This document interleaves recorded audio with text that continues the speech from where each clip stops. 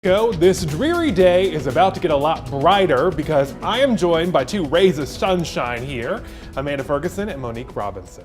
Welcome to all of you joining in here on WFMY News 2, Fire Stick, Roku, and the WFMY News 2 app from your TV, phone, or tablet. We've got a lot to get to today. Let's start with developing news at the Greensboro Police Department. Chief Brian James is stepping down. The city announced the retirement earlier today. Chief James has been with the Greensboro Police Department since 1996. For 24 years, he served in several key leadership roles before being promoted to police chief in 2020. James's retirement goes into effect May 31st. The city has secured an executive recruiting firm to assist with the selection process for a new chief. Teresa Biffle has been selected to serve as interim police chief while the search begins. She is a 27-year veteran with the Greensboro Police Department. Coming up later tonight, we'll hear from Greensboro Mayor Nancy Vaughn about Chief James's retirement. Now to developing news on the murder of NBA star Chris Paul's grandfather. Right now, the North Carolina Center of Actual Innocence is fighting to eradicate 4 men convicted of killing 61-year-old Nathaniel Jones. General Jones was found beaten to death outside of his home on Maravilla Street in Winston-Salem back in 2002. In 2004, two brothers, Rayshawn Banner and Nathan Clothin, were convicted of murder and robbery. The year after that, there were others that were also convicted for their roles in Jones's murder. All 5 were teens at the time of their arrest and have stood by their innocence. The North Carolina Center on Actual Innocence says detectives separated the teens and interrogated them for hours without lawyers or their parents present. They also say police threatened them and told them that if they just confessed, they'd be allowed to go home. Today, a panel of judges met to review those claims and hear arguments. Today's hearing is a result of key witness recanting her testimony back in 2020. She says she lied in court because she was coerced by law enforcement. Because of that, a commission says there's reason to review the case. Arguments and testimony are still happening in court right now. We're not expecting a decision in court today, but we will keep you posted. And your other top stories at 4, 2 people are recovering after being shot near a Greensboro concert venue over the weekend. Greensboro police say they were called to the Blind Tiger on Spring Garden Street early yesterday morning. When officers got to the scene, they found 2 people were shot. Police have not provided any information about what led up to the shooting.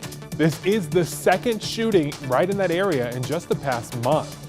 The lights are back on in Greensboro after a tree took down a power line today.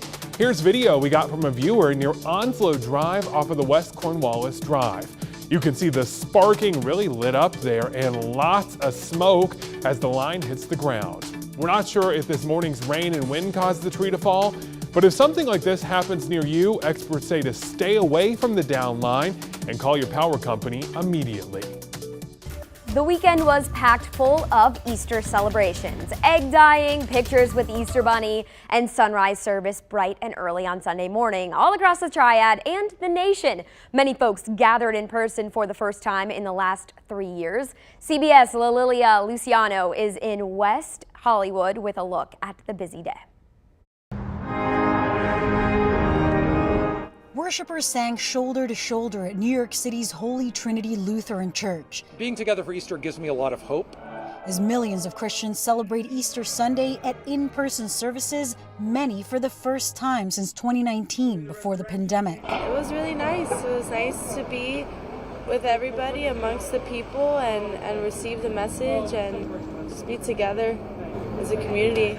For others, it's a return to old family traditions. I'm going to collect 70 eggs. Easter bunny egg drops, animal blessings, In the name of the Father, and parades, including New York City's Bonnet Festival, showcasing elaborate outfits. In Chicago, hope is rising from the ashes. The building fell down, but we're still standing. The faithful celebrating Easter at a funeral home after a massive fire on Good Friday nearly destroyed the historic Antioch Missionary Baptist Church. He is risen. In Southwest Texas, prayers on the pile of rubble where a Salado church once stood. Days earlier, a tornado flattened it. And in Los Angeles, crowds gathered at churches, at brunch, and later packed the airports as many start returning home during the spring break travel rush. The White House Easter egg roll also returned after a 2-year hiatus. Today, thousands of children filled the White House's South Lawn. About 50,000 hard-boiled eggs were used for egg roll races with wooden spoons. In egg hunt and decorating, there were also areas dedicated to reading and other academics to tie in with this year's theme of egg-ucation. That's a good one there. It is. You know, one thing that I really am so excited about Easter, we didn't get to spend it with family because we were both working. We were both here together. But I did have a little bit of an Easter miracle. My grandfather has a lot of dementia. And I called him back in Texas, and he actually remembered me for the first time in a long time. Oh my goodness, yeah. That's so nice. So it was just such a good moment to get that little glimpse of the man that I love and care about so much. He remembered me, even asked about the dog. Wow. It was really a good Easter moment. That's so special. Their grandparents are the best. Yeah. What about you? What'd your family do for Easter? They were just all home celebrating together with my little nephew. He's 1, so it was cool to see him walking around. We always FaceTime. But right now we're gonna get a check of the weather. Monique, it has been It was a nice weekend. Today was an ugly start to the week. It was a struggle to just get in the Monday mood, especially after dealing with active weather earlier today. Some heavy downpours, a lot of folks describing it on social media. It felt like the just sky fell earlier today, but conditions have changed as we transition to the early part of your afternoon. You can see those showers moved out. The clouds are moving out too, but we saw so much rain. I mean, I was forecasting upwards of around an inch yesterday, and a lot of folks topped that. In fact, when we look in some locations, Mount Airy particularly, they reached nearly double that, and even plus a little bit more. 2.15 inches recorded there, and even when we look down south in Asheboro, roughly 2 inches recorded there. But not only has it been rainy, but it's just been cold. Even standing out here now, it is quite a little bit chilly, and I can't wait to get back inside. But 40s for you is what we're feeling now. 44 in Greensboro, 48 when we look a little bit west towards Winston-Salem, 46, 46, 47, a lot of 40s for you. But it's April. Shouldn't it feel like 70 degrees? Well, in fact, by the end of the week, we'll be feeling that. But it just took us a long time to even get to this temperature. For most of the day, you can see we stayed in the 40s, and that's due to the showers and the cloud cover really just blocking any sunshine that could possibly heat up the air. But like I said, that's going to change as we move through this week, as that sunshine will bake us and get us right back to where we should be for this time of year. And by the end of the week, it will be even warmer than it should be for this time of year. We're on an upward trend day by day. Temperatures just getting warmer and warmer. I'm looking forward to it. So guess what? Stay tuned, because I got the 7-day breaking down all the details for this upcoming week.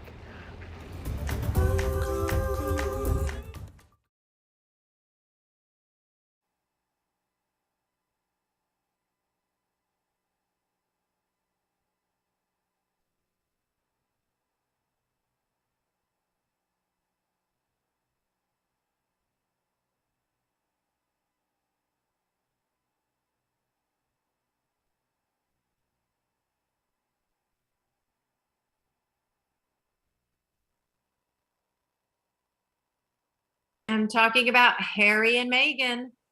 What does their body language tell us?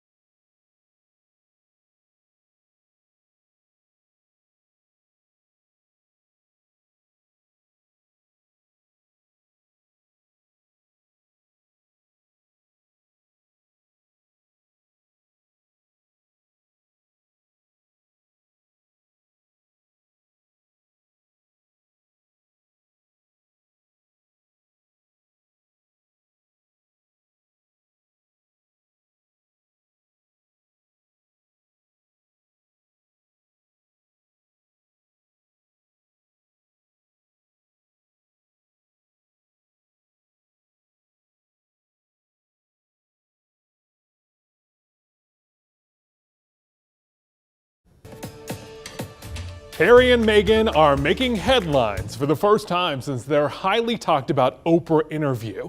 They are no longer participating in royal duties, but were spotted over the weekend at the Invictus Games. Twitter, of course, all abuzz following the release of these photos. Look, even if you're not a Harry and Meghan fan, there's a lot we can learn from these photos about their body language. That is why we've got Blanca Cobb, body language expert here, doing a little breakdown of our own. Blanca, let's start with this picture where they are holding hands, but they're not really looking at each other. What does this tell us? Meghan and Harry are very connected to each other. And you're right, Ben. I mean, they're looking at the two people who they're talking to, but they're still connected. They're holding hands. But what's even better is if you look at their feet and you look at the stride, it's in sync. They're both leading with the same foot, the right foot. And if you look at their outside hands, you'll notice that they're relaxed. The fingers are relaxed. You can see the natural curvature. It just lets us know that this couple is in a great place. They're solid. You know, speaking of foot placement, I actually heard before when you're flirting with someone, you should point your feet towards them. Is that true?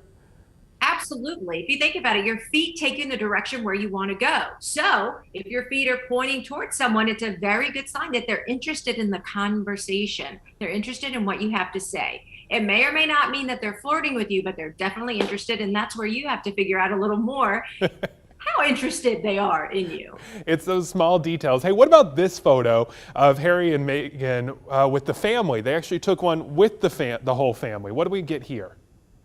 Well, you can definitely tell that Harry is in his element. I mean, he really loved and enjoyed being in that photo. You know, he has his arm resting on the mom's shoulder and he's actually leaning in towards the mom as he's taking the photo.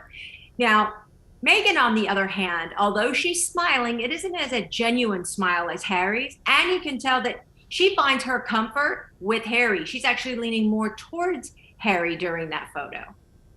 Makes sense from everything we've heard, for sure. How about this photo? It has got a lot of people talking. Harry and Meghan kissing. Oh, that is such a sweet photo. It's a kiss of enjoyment. And the reason I say this is you can tell there's a little bit of a smile on both of their faces. It's a hint of a smile.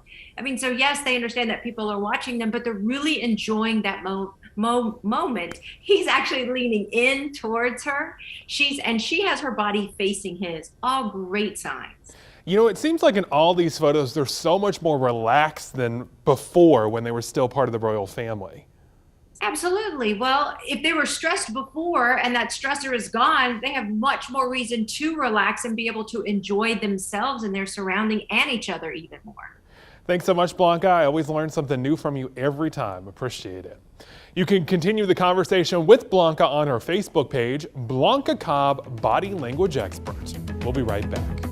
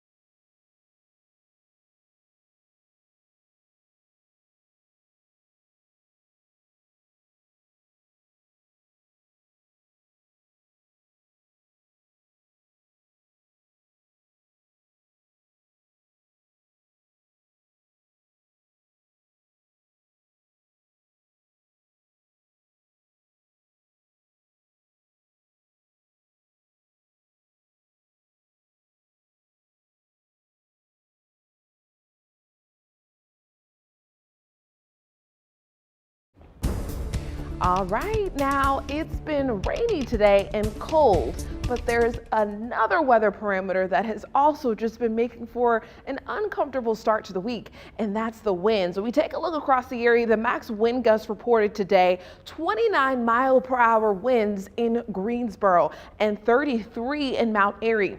All of these winds have been quite gusty, and reports of downed trees and effects to power lines have been the case throughout the day with these strong winds. That often happens when you have a lot of rainfall that can really saturate the soil. And if there's a weak tree, it can very easily knock down it and also hit a power line and make for power outages across the area. The current winds now shifting from out of the north. Think about any location north of us. It's cooler, and that's why we're feeling the cooler weather now. 14-mile-per-hour sustained winds in Greensboro. And as we continue over the next couple of days, I'm expecting for those breezy conditions tomorrow and continuing throughout the day, especially in the early part of the day. So let's take a look at how these forecast wind gusts will change through the day. So we're talking wind gusts upwards of 15 to even 20 miles per hour in the early part of your Tuesday morning, and then continuing to remain strong through the day. Have yet to show the 7-day, but here you have it. Temperatures on a very warm trend as we continue through the week. I know you see those 80s. A lot of folks are looking forward to feeling more of those and less of what we're feeling right now. Monique, one of my favorite parts of the job is being able to ask experts and get answers immediately to pressing questions. And a lot of people online have been wanting to know, does the rain mean that all that pollen is going away and allergies will get better? And you are the expert here. Is that true? Well, unfortunately, because it is pollen season, this is the time of year where we have peaking pollen with trees, grass, and weeds. Unfortunately, that means that the pollen will return. So we do get a brief break from the pollen, but very quickly towards the end of the week, we'll all be talking about how our cars are yellow once again and blanketed with pollen. Our allergies, we're going to need that allergy medicine once again. It kind of just never ends until the entire allergy season is completely over. What I'm hearing, though, is that you really should try to get outside tomorrow if you can and enjoy that while it's a little less. Yeah, briefly right after a rain shower moves through, or just an overall rain system like what we saw today, really just helps to wash out the pollen across the area. But again, the pollen levels do bounce back as we start to get that sunshine. Even with the wind, they kind of really help to spread the pollen across the area. Real quick, one more question I got for you. Yesterday, you said there was a chance for frost, so we moved all the plants back inside. Can we move them back out tonight? So tonight it's going to be cold once again. We won't be falling below freezing tonight, but tomorrow night, Tuesday night, that's when those temperatures can fall around that freezing point again, 32 exactly. So you want to keep those plants inside, I would say, for the next 2 nights. And then after that, as we continue on the warming trend, the overnight lows will get a little bit warmer. We'll just keep the jungle in our house. Thanks, Monique. With pollen levels still high, some of you are probably suffering from sneezing, coughing, and watery eyes. And chances are your pet may be dealing with seasonal allergies too. Dogs who are licking their paws a lot, scratching all over, licking their bellies, or near their rear ends are probably dealing with allergies. For cats, allergies will look like goopy eyes and upper respiratory systems. You have to think about their comfort and quality of life. And if they're scratching at that, 4, 5, 6 level, which is pretty frequently, you definitely want to get them checked out. Dr. Gebhardt says there are several ways you can help your pets with their allergies. If they're mild, antihistamines. If they're moderate, you could do the bath and some over-the-counter, antihistamines, plus or minus some of the newer medications to decrease itch. For the more severe ones, getting a dermatologist involved is really important. She also says if you're considering giving your pet allergy medicine, ask your vet about dosage. Omega fatty acids can be a great supplement to help with pet allergies as well. I'm so glad to know this because we were just talking last night about why our dog keeps licking his paws. No. It's crazy around the clock. I think it's so cute when the dogs do the little sneeze. Well, my dog, when she does her little sneeze, it's so cute. But you can also see her often rubbing her eyes and stuff like that. And I'm like, girl, I'm doing the same thing. Do you have allergies? Yeah, really bad. We were just talking about it. We don't really I just see it on the pollen on my car. The one thing that gets me every year, it is the worst, is the most beautiful, the cherry trees. Everything else I'm fine with, but there's like 1 week when I do not go outside. Yeah, the cherry blossoms. When I used to go to University of Maryland, I lived in that DC metro area. The pollen from the cherry blossoms are the absolute worst. I recall waking up and going to classes in college with the biggest eyes because they were just like so red and itchy from the bad allergies then. But here, it hasn't been too bad yet, but I think it's because I'm more of a grass person in this area and we haven't gotten to the grass yet. You know, the cherry blossoms are so pretty that one year I tried to pick them and just cut some branches down to take home, to take to my mom because she was coming to visit. And by the time I got like down the street in my car, I was just like totally swollen up. It was so bad, I had to ditch him out the window.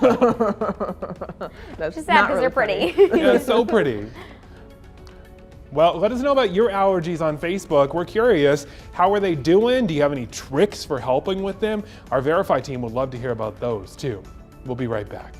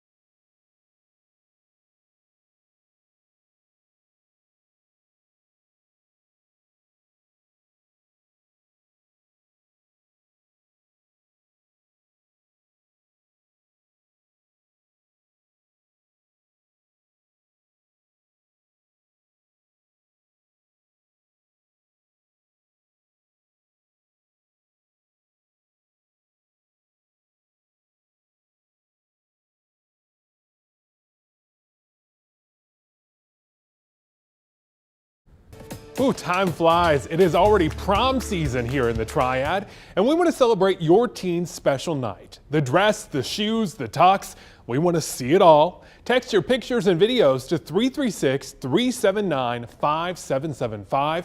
We'll share it on air and online. Keep in mind though, we can only accept photos that you have actually taken, so please don't send any professional stuff. We've gotten some pictures in already. Lori Boyd sent in this one. Here's Kensley from Randleman High School showing off her beautiful blue gown. Just a fabulous moment here. Peep the multicolor flower corsage and blinked out top.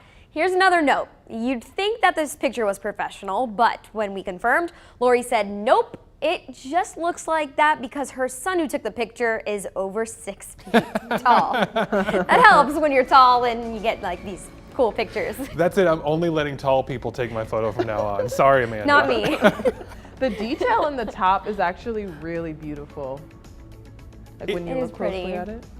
I don't have a lot to add. I think it's pretty. Yeah. Maybe I'm not the best person to ask about prom dresses, but I do think that they are lots of fun, and I like the bright colors. When I went prom dress shopping, it was a whole thing. Well, I went twice because I went to prom twice with my mom. I mean, we went store to store. I tried on everything. So when it comes to like wedding day, someday in the future, my mom is going to be here for it because she loves dress shopping. It is a whole thing. It's fun, but I also think back when I went to prom, we didn't have pictures like this. It wasn't as cool. It was just a regular backyard picture, and the dresses now are so much prettier. I mean, these days in general, when folks take pictures, like if you ever see on social media, when it comes to like prom or graduation, I'm like, geez, back in the day, it was not like this. It was like the a point and click disposable camera. Yeah. You had to wait a week to see how it developed. And see if your mom's finger was in the camera when she took the picture because she didn't realize it. Yep, just like that. Kids But these now days they're will never professional know. pictures. You just have your friends that take them, and they just come out with great quality.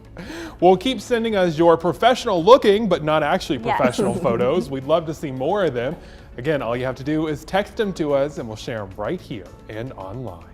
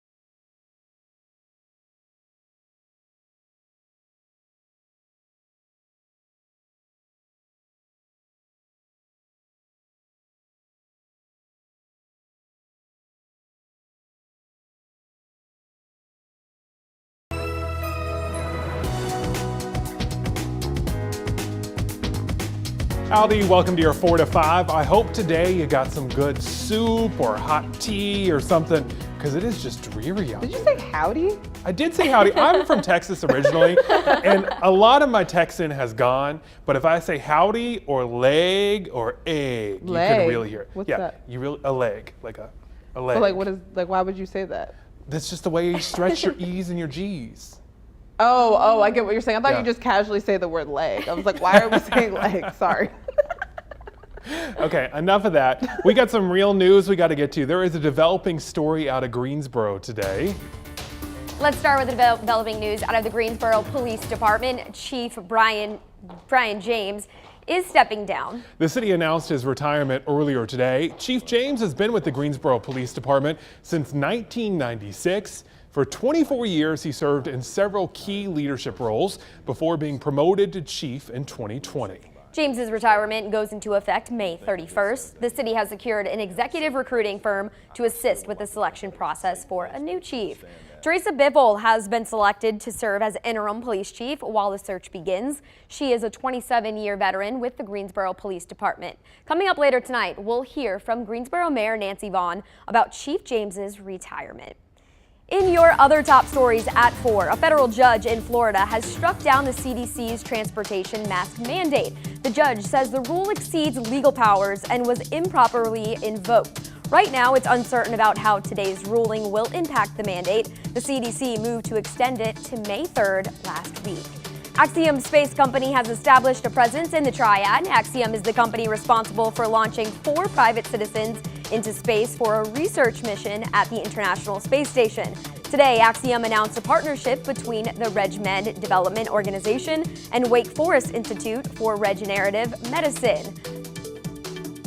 And it is that interaction between industry in the test bed and these companies in the RegenMed hub that will lead us to the next generation of products as they develop the new technologies for the future of manufacturing. So everybody wins. And here in Winston-Salem, we win because we have all these elements here together in one place. Axiom will be a tenant in RegMed's Innovation Accelerator. Wake Forest will be helping with research and manufacturing for RegMed in space. This week is National Volunteer Week, and there's a way you can get active in the Triad. Organizers are holding a cleanup at Latham Park and Stream on Wednesday. It runs from 10 to noon. To sign up, visit volunteercentertriad.org. We are less than a month away from the North Carolina primary election. All North Carolina residents will vote on a U.S. Senate candidate for either the Democrat or Republican Party. If you live in Greensboro, you're also going to be voting for the next mayor, and you can expect to see some local issues too. Guilford County residents, that's where you'll find the school district bond referendum. It's a plan to get $1.7 billion to renovate and rebuild multiple schools.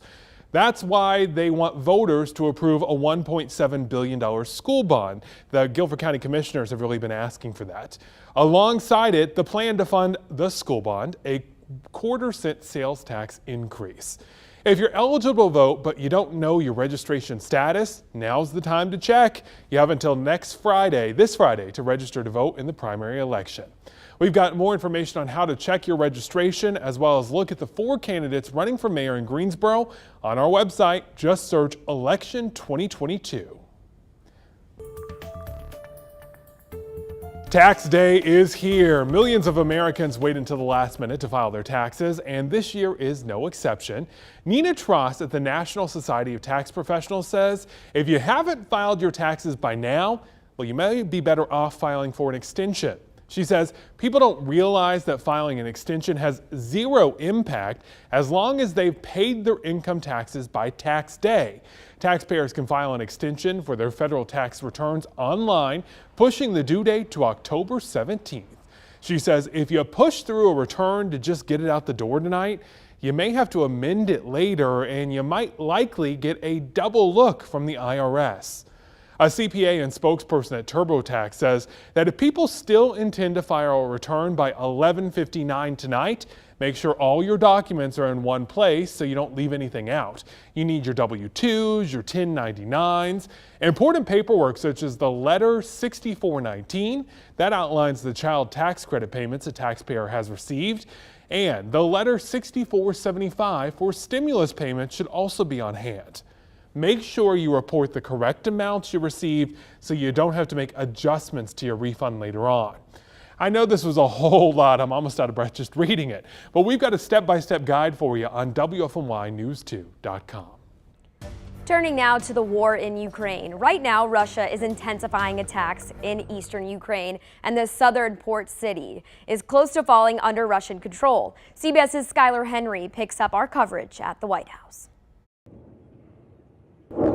Explosions could be heard coming from this steel plant in Mariupol, where Ukrainian forces are making their last stand in the war-torn city. I'm afraid this is going to be a very gruesome and sad end to an heroic fight by those Ukrainian soldiers. But it's going to end, I think, probably sooner rather than later. Russia has destroyed most of Mariupol in its efforts to deliver a victory ahead of a possible self-imposed deadline. The pressure on the general staff to deliver Mariupol finally ahead of 9 May is immense. 9 May, of course, is this annual celebration in Russia of the end of World War II, or what they call the Great Patriotic War. Russia launched more than 300 missile strikes focused mostly on eastern Ukraine, ahead of a new ground offensive in the region which could be launched any day now. One of those missiles struck a residential area, killing 2 people in Kharkiv, and missile strikes in the far western city of Lviv killed at least 7. This weekend, Ukrainian President Volodymyr Zelensky said he has invited President Biden to visit the country and predicted he'll come. However, the White House has said President Biden will not visit Ukraine, and Russia's ability to launch missiles anywhere in the country makes it even more unlikely. Skyler Henry, CBS News, the White House. Let me just give you a tip. If you're ever at home looking out the window and you see flags waving like this, just grab the jacket. Don't even think about it. Don't think twice. Just grab it because it's going to be windy outside. The current temperature in Burlington is 44 degrees. And with those flags hailing like that, those winds are kind of breezy with out of the north at 10 miles per hour. Now today we had so much rain. The big question is, hey, is this the wettest day of the year? Well, it comes in second place. Back on January 3rd, we had 2.4 inches of rain. Now that is certainly a day when the sky fell. And today it was sort of a copy and paste. We weren't too far away from it. We roughly had about 0.8 inches less than that today. And right in the middle of the two, March 12th, we had 1.24 inches of rain. Planning the day tomorrow, we're going to get to see more sunshine, but cold temperatures do stick around, but we're a little bit warmer as compared to today. We're getting into the 50s, almost touching the 60s. And guess what? On Wednesday, we're going to actually reach them. Wind gusts staying strong through the day, 25 to even 30 miles per hour. Now, we talked about this earlier in the newscast, and I want to bring it back to your attention. It is going to be cold tonight, starting the day tomorrow, whichever way you want to look at it, and continuing to start again the day on Wednesday. Take notice as those temperatures early in the day, 34 degrees. Now, this is particularly talking about Greensboro, but neighboring towns and cities could see temperatures a few degrees colder than this. So we're talking right around that freezing point of 32 degrees, feeling like your freezer. It's going to be a cold start to the day on Wednesday, but the temperatures by the afternoon are going to climb as high pressure becomes in control and shifts towards the east. We'll be on the backside of it, which means we'll get the winds out of the south. And it's warmer down there, so our temperatures are going to climb along with them. Here's a look at your full 7 days showing those temperatures reaching into the 80s through the end of the week. You know what all that rain today means? The yard is going to just shoot up in the next couple of days and grow so fast. Well, you might be thinking you need to get out there and mow it, but because Earth Day is coming up, listen up. CBS's Laura Podesta shows us how one idea came about from 2 women in Connecticut that is quite literally growing around the country. A bunch of things. First of all, no pesticides. Louise Washer and Donna Merrill admit this yard in Norwalk, Connecticut is a mess. But all the leaves, brush, and weeds serve a purpose. It's got all the bee balm and the milkweed that the butterflies and the bees need. Those native plants give insects and birds a place to gather and transfer pollen to help the ecosystem thrive, even in towns and cities. It started with... In 2017, Washer and Merrill created a nonprofit called the Pollinator Pathway, encouraging others to let their lawns go wild, stop mowing so often, and avoid using pesticides. People read about the insect apocalypse and the bee declines and the monarch butterfly, and this is something positive. This is something you can do. After signing up online, you can purchase a butterfly marker to let your neighbors know why your yard might not look picture perfect. The movement now includes members in over 300 towns across the country. It's seeding all over the United States. It's moving into the Midwest, into the Northwest, into the Southeast. Why are pollinators so important?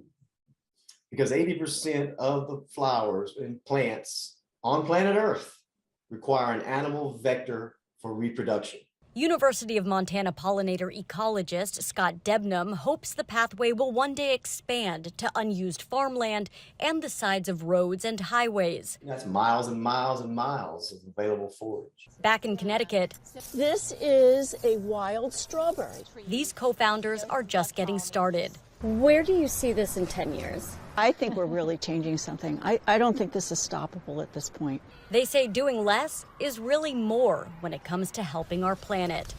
Laura Podesta, CBS News.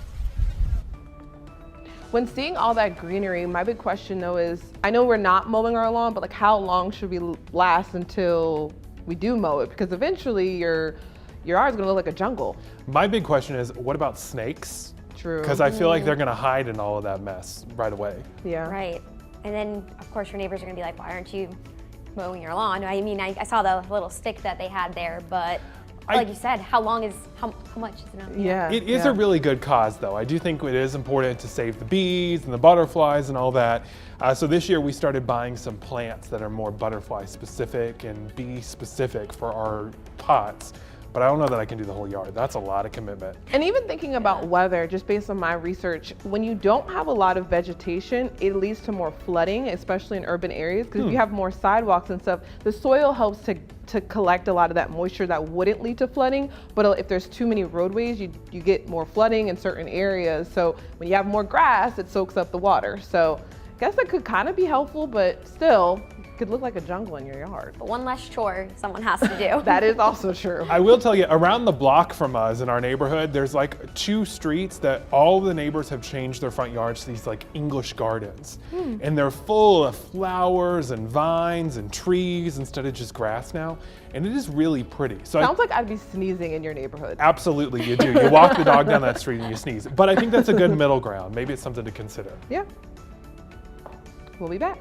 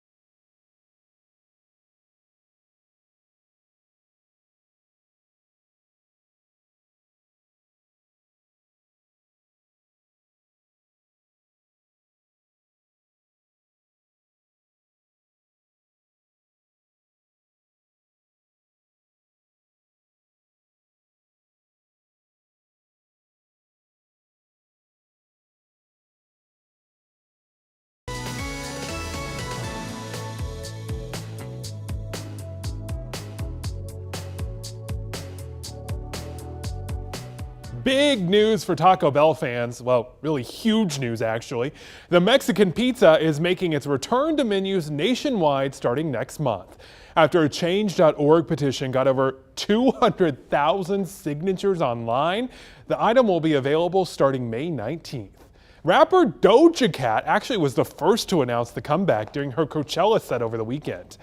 You're reacting to the menu items return on our Facebook page. Sheila said, "Yay, wishes do come true." We got Sunny who says, "It was the best thing they had. Glad it's coming back."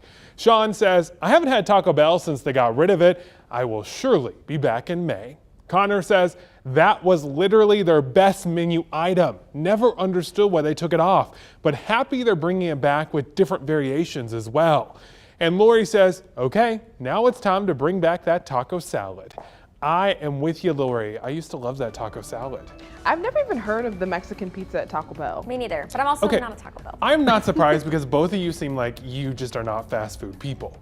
Not pizza from Taco Bell. I would No. never put those two together. I'm from Jersey, where I've had so many friends who make amazing pizza, families who make pizza.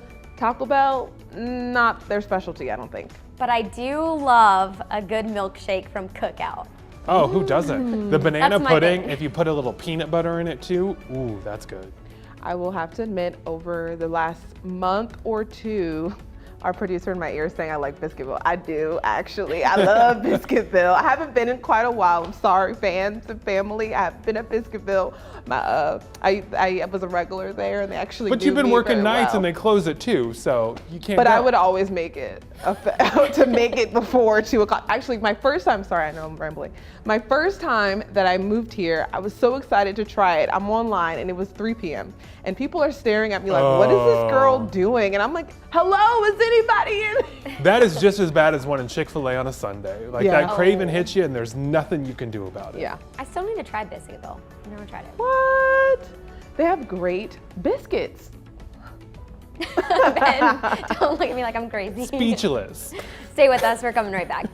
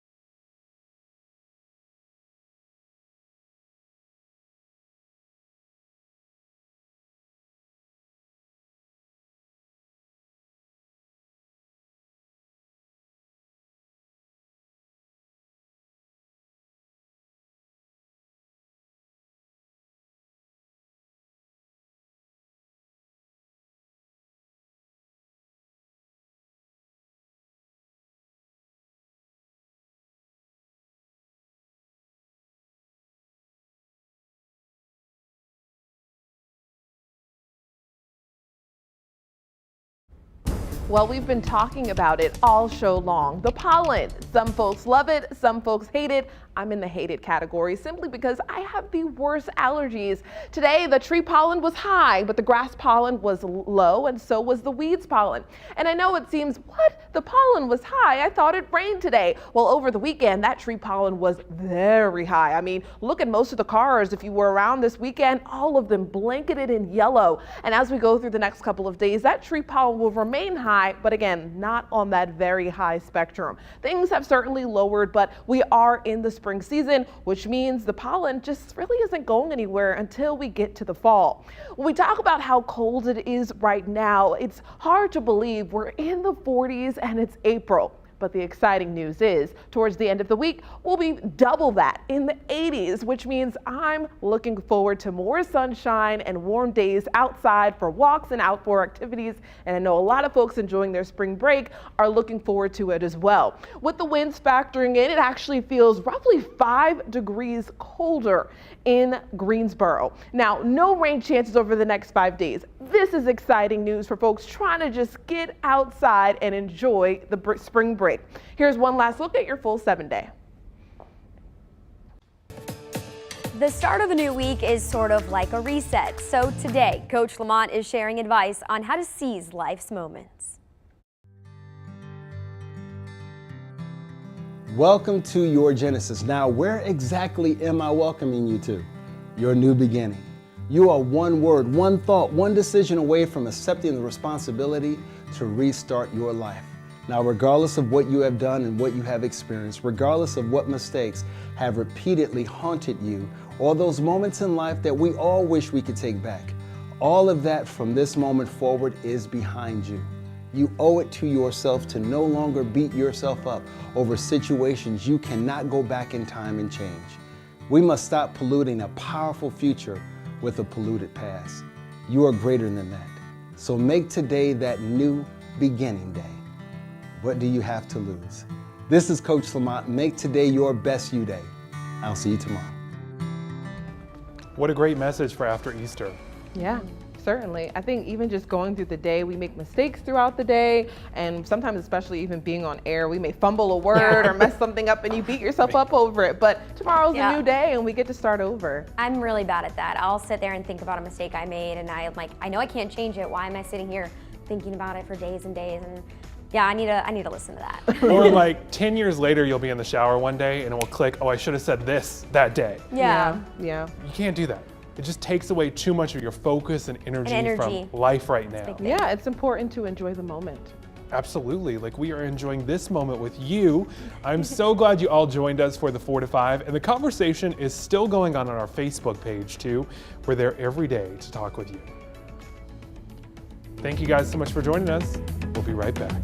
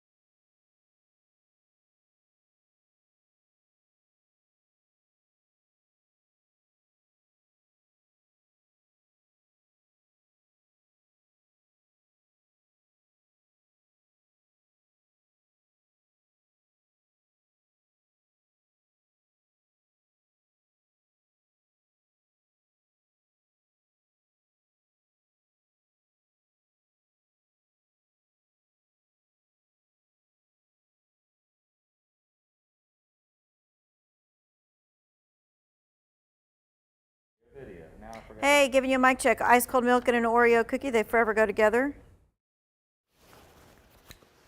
Hello, I need someone to explain to me why it's 42 degrees outside. 1, 2, 3, 4, 5.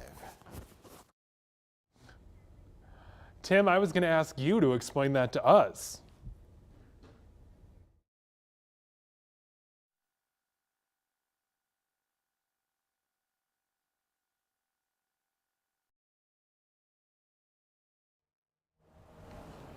Greensboro Police told us Chief James was not available for an interview today. He's been with the department.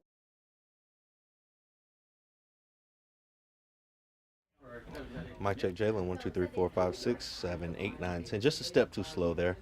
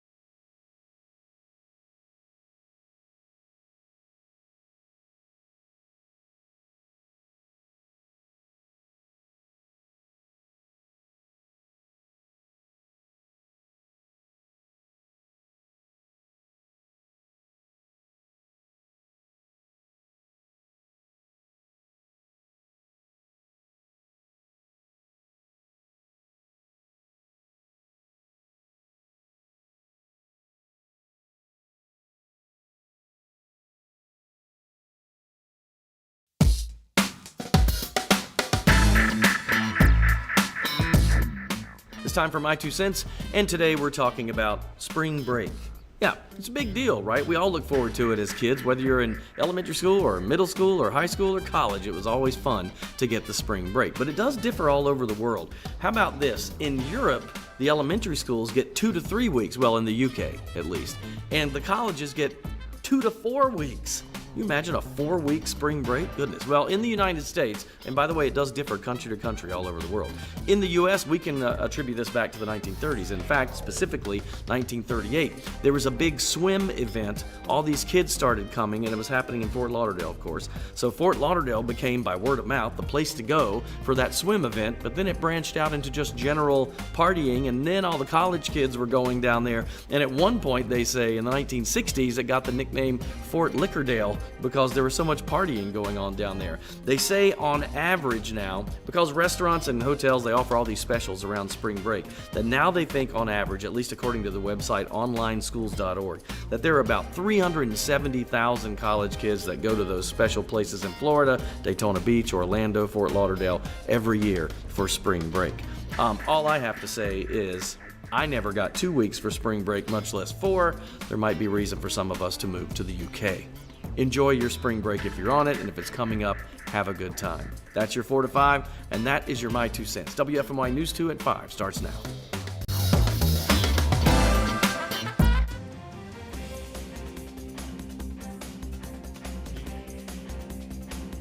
After just over 2 years on the job, Greensboro Police Chief Brian James is retiring. Chief James became chief back in January of 2020, and he'll stick with GPD through May. WFMY News 2's Grace Holland is live in Greensboro with more on the announcement and what's next for the department. Greensboro Police told us Chief James was not available for an interview today. He served 26 years with the department, with the last 2 serving as top cop. Chief James